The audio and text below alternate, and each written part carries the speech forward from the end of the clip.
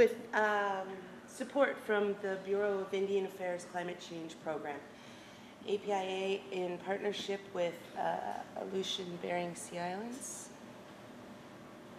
LCC, Western Alaska LCC, and Arctic have developed the Promoting Coastal Resilience and Adaptation in Coastal Arctic Alaska project. Thanks everyone for being here this morning. We're going to go over our partners, our goals, our approach, and what we hope we get out of this process. We'll share a little bit about our first workshop in Nome and our plans for Friday and Saturday for our workshop. We, like Missy and Nikita, have a lot of partners for our effort. With Western Alaska, Aleutian Pribilof Islands, Kowalungan, all providing significant support to the workshop, logistics, travel, and facilitation. APIA, one of the primary partners, is a consortia of the 13 Aleut tribes, and we provide a range of services from healthcare to environmental, my program, village public safety officers, education and training, and cultural heritage, which has really excelled this year by bringing Where Are Your Keys to a number of communities on the Chain Peninsula and in the Pribilof Islands. The Aleutian and Bering Sea Islands LCC, Western Alaska LCC, and Arctic are all partners in that. So of the 5 Alaskan LCCs, we actually have 3 of them engaged in this work. They are a public-private partnership that's focused. Okay, I'll speak up. Thanks, Greg. The LCCs, Landscape Conservation Cooperatives, are public-private partnerships focused on conservation, and their goal is to tackle the really big issues like climate change, things that span across landscapes, across agency missions, and across communities. It's primarily funded by the U.S. Fish and Wildlife Service, but our staff at the LCCs aren't just tied to the mission of the service. While they are promoting that mission, they are really supporting us as LCCs and our goals. There are over 130 member organizations, including the tribes, which has been a real success to get villages on something that is a region-wide, statewide level, as well as NGOs. We don't have as many of them here in Alaska engaged in our process, but in the lower 48, it's incredibly common for NGOs to participate. So some of the inspiration for us pursuing this climate change adaptation and our coastal resilience, came from understanding doing a vulnerability assessment for the entire region that looked at many different aspects, including fishing, seabirds, culture, and seeing that there are still data and holes that we needed to fill, gaps that need to be better understood. That was presented here in Unalaska in 2014. Maybe some of you in the room remember us over at the museum with the clickers. And our overall project goal is to provide regional residents and resource managers with the information and tools they need to better respond to coastal climate change challenges and to support healthy habitats and resilient communities. We're sure that there's a lot more overlap between us on the regional level as communities that are experiencing these changes, but also as agencies whose missions are being impacted by the same kinds of changes, especially within a region. And I am going to hand this off to Aaron, who's going to bring us into our project objectives. All right, thanks, Karen. So just really quickly, does that sound all right? Do you guys hear me? Oh, okay. Stand really still and it'll work better. There we go. I'm not going to move. You guys yell at me if I move. So just really quickly, Aaron Poe with Aleutian Bering Sea Islands Landscape Conservation Cooperative.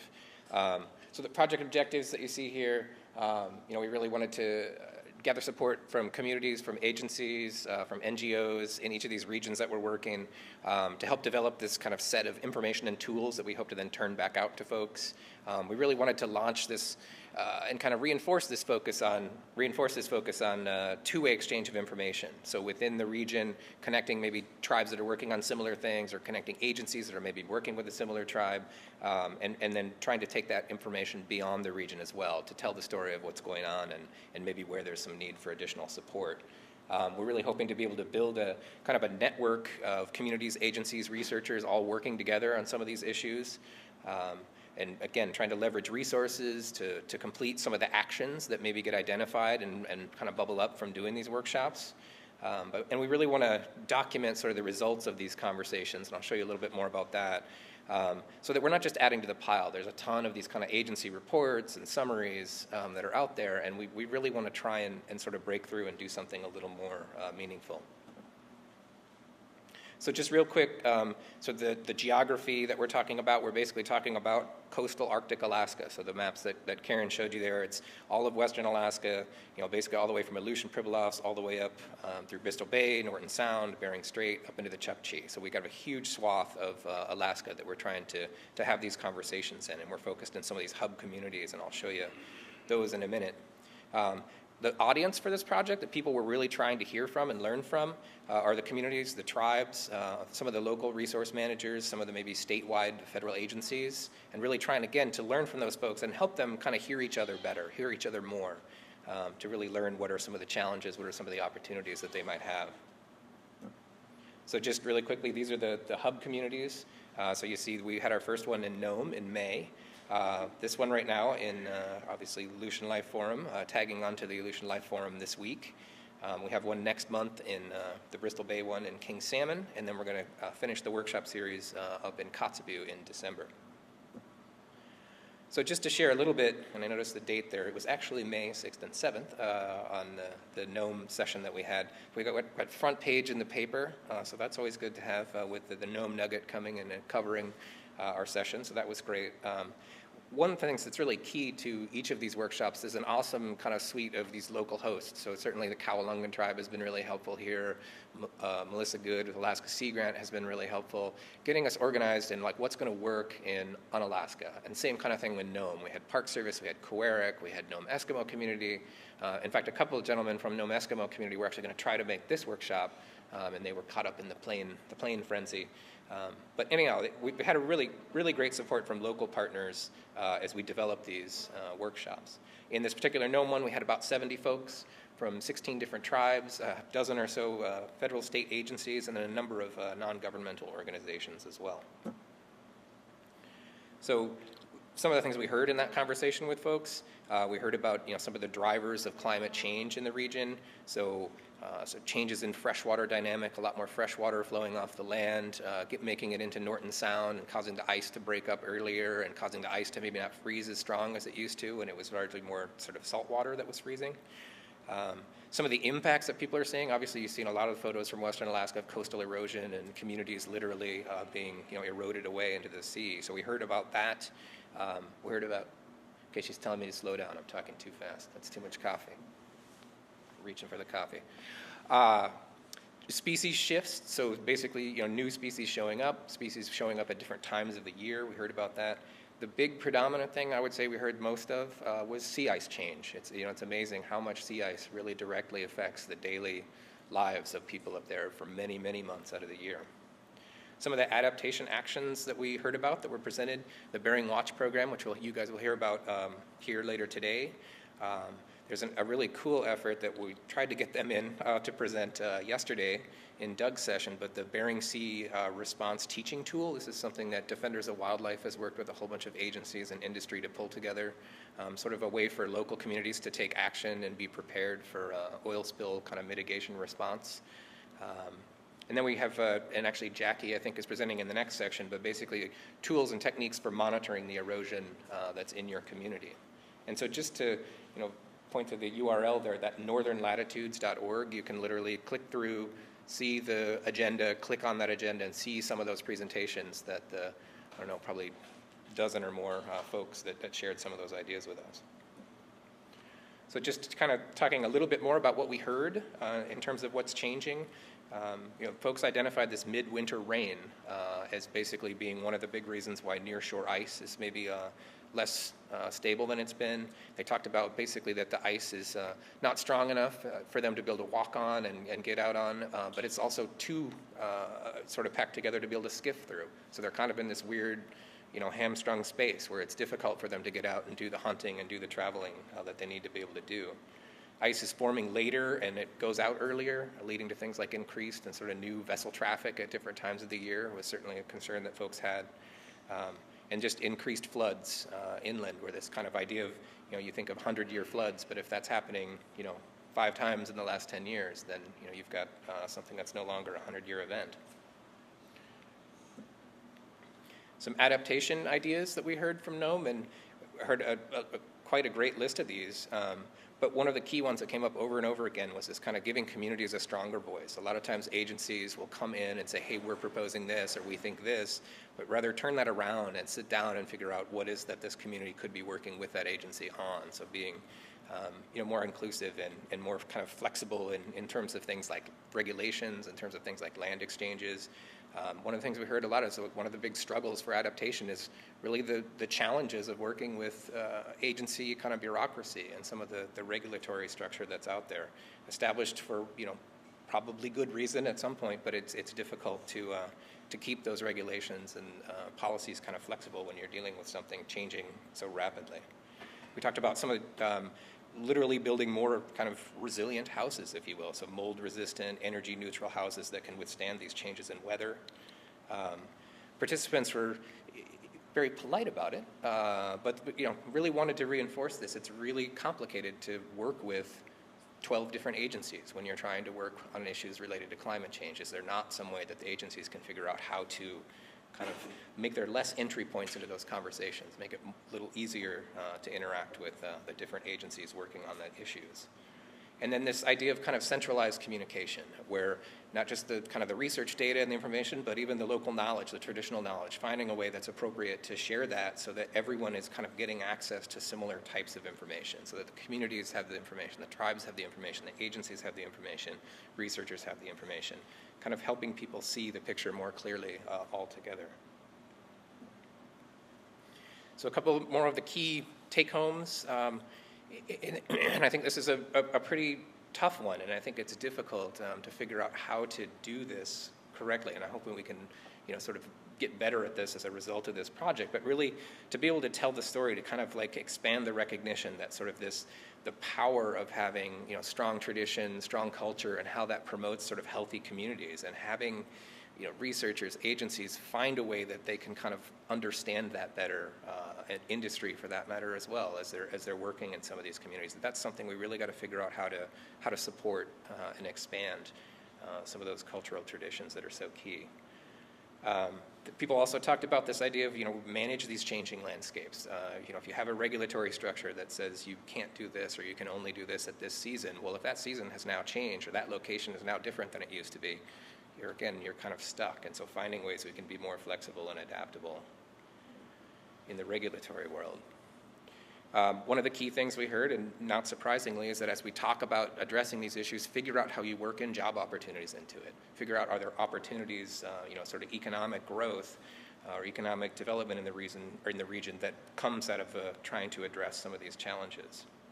And again, this point about really kind of giving local power and voice and management when you come to this region. One of the great stories that we heard was a gentleman that works with the Denali Commission, and for many, many years, the way he described it, he has an engineering background, and he described it that we come to communities and we ask them, what do you guys need? What do you want us to build you? And he kind of had this realization by going through this workshop and known that maybe that isn't really the right question, and it hasn't been the right question. And really what we need is really more of this power sharing kind of a thing. It's not about building a particular structure that people need, but it's about sitting down and figuring it out together what it is they need. One of the other key things, and I would imagine this is for managers like Steve Dillahanty here in the front room, that researchers, I like to call myself a recovering scientist. I'm a recovering biologist. For years, we'll put out publications and we'll say, oh, we published that research, therefore it's accessible and people can go and use it. managers don't even have time to look at that. So how can we expect, a city manager or a tribal leader to, wade through those kind of reports and complex publications? And so we really need to find a way that kind of this research, this new information, as we're trying to deal with these issues, trying to understand what's happening, find a way we can share that. There was a great quote in Melissa's session yesterday about Einstein, that if you can't explain something simply, then you don't understand it well enough yourself, something like that. That's brilliant, and I think that captures a lot of what we heard from folks up there. So one of the other things in terms of, kind of sharing this conversation, and if you haven't yet, immediately take out your phones and like North Latitudes on Facebook, because that's where some of these conversations have already taken place, and we'll be on there again this week. But we wanted to basically, obviously, have these great in-depth conversations, but we understand there's people outside the region who can't attend or that want to know what we did there. And so we kind of did this effort. This gentleman is Delbert Pungawi'i, and he's the president of the native village of Savunga. And so he was, really powerful speaker on some of the issues that the folks on St. Lawrence Island are saying. And, it was amazing to see the heads nodding around the room. And he was definitely a sort of a superstar in that conference. There's voice. And what? And Karen's uncle, coincidentally. Matt Mitchell, Lieutenant Matt Mitchell, who's actually, you heard his replacement, Matt Hobby, on the phone the other day, was there and definitely spoke quite a bit about the efforts that Coast Guard is having in the region, so kind of good agency presence. These videos are actually online at facebook.com/North Latitudes if people are curious. We had folks like Rachel Daniel, maybe some folks know her. She works quite a bit in the region, but with Pew Charitable Trust, so one of the big foundations trying to work on Arctic issues with communities. And then we had an awesome, cute baby. Every workshop needs a cute baby. Oh my gosh. I see one. You guys laughed and woke him up. Glad you made it in there. Yes. And so just this kind of thing, like this particular video, for example, 600 people watched this and heard this story, heard Lucy Alana from Brevignition talking about some of the challenges that they have around adaptation. So I think, again, it's just trying to communicate outside of the region too and help folks understand what communities are faced with, what managers in the region are faced with. So what do all these conversations kind of add up to? And the loose term that we've been using is a toolbox. So the idea that you have this toolbox that you could go to where you'd have a set of information, maybe access to links to kind of data. If that's what you're looking at, if, for example, you wanted to understand some of the risk from shoreline erosion in your community, or you wanted to understand the latest on ocean acidification. So we literally are trying to create. It will be a document. It'll also be an electronic document. Many of the areas, obviously, that we work have challenges with internet connectivity. So we're going to try and put these on thumb drives as well. And if you can imagine, it's kind of like a virtual web page that you click through on the thumb drive. You have access to some of these different information and tools. So it kind of becomes, sort of like a handbook. And sort of the first, chapter, if we want to go with the handbook toolbox option, is really trying to understand what are some of these changes. So what is it about coastal storms or coastal erosion? What is it about sort of freeze-thaw regimes changing? And so it would have links and information that talk about those things. And it also would, in that same chapter, would identify what are some of the key things that are really important. That session that we had here in 2014 that Karen mentioned, for example, from this region, these were some of the things that folks talked about here. These are the things that are really important to us that we're worried about as a result of changes in climate. So this toolbox will kind of share both of those things and identify links, identify follow-up pieces of information that folks can hopefully get an ability to figure out how they might address concerns for these, whether they're marine mammals or commercial fisheries. The second sort of piece in the toolbox is actually posters, and we will have these in our session tomorrow. And basically what we're trying to do, it's a really complex thing when you look at what's changing, what do you care about, how do we map that all out, be able to consider interactive effects, how do you layer potential threats from ocean acidification on potential threats of ocean warming from climate change. And so what we're really trying to do is create a kind of a graphic visual summary. These are literally things that we're hoping people would put up on their cubicle walls or wherever they might have, or throw on a table when they're trying to explain to people what's important, what's a concern that we have in this region. So we have these draft posters. One of the things we'll be doing in this session is getting your guys' input on them. How can we improve them? This was the first draft that we took into Nome. And it has actually changed quite a bit since then. But it's one of the ways that we're trying to, again, summarize what are the potential impacts that we're seeing here. Yes?